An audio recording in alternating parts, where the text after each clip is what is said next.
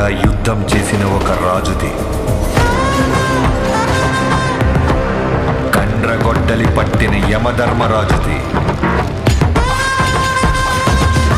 మరణాన్నే వణికించిన మహారాజుది.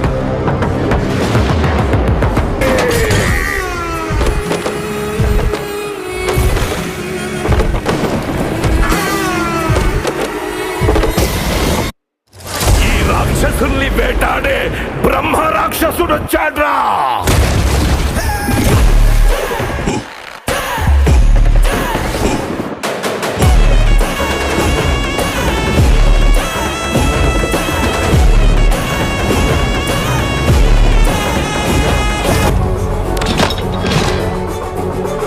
ఏంట్రా war declare చేస్తున్నావా? సింహం నక్కల మీదకి వస్తే వార్ అవదరా లఫు. It's called hunting.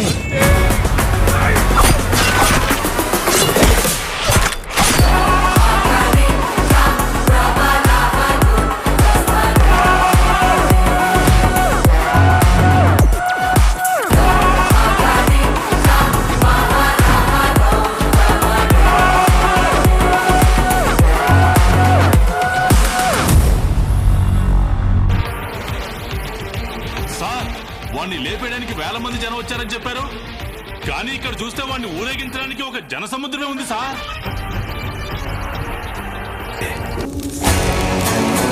జాలి, దయ, కరుణ ఇలాంటి పదాలకి అర్థమే తెలియని అసురుడు.